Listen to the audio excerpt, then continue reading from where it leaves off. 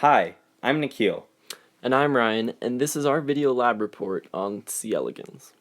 The purpose of this experiment was to utilize RNAi to silence a gene in C. elegans and determine its function. To do this, we introduced the C. elegans to an unknown double-stranded RNAi. We took the wild-type worms from their OP50 starter plate by chunking a 1 centimeter section of agar. We then flipped it over onto our own plate with RNAi-D. This plate contained NGM light and ampicillin to control the bacteria on the plate. The RNAi bacteria are ampicillin resistant, so it would not affect them. The plate also had IPTG, a gene promoter, to ensure we could witness this unknown change. First, we observed regular wild-type worms. Notice how the worms move in an S-shaped maneuver. The movement is uniform and the worms can reverse movement whenever they wish.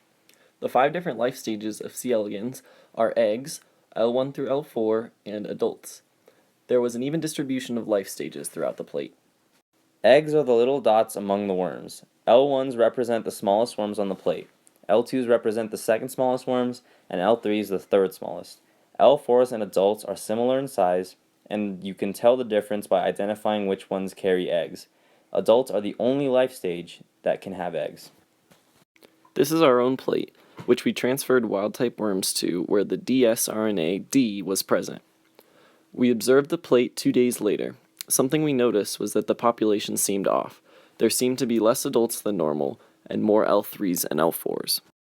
This led us to believe that the change in phenotype occurred only in our adults.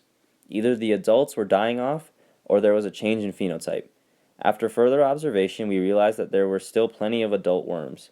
They just failed to grow to their regular length, making them look like an earlier life stage. The gene that we silenced was the dumpy gene, or DPY10.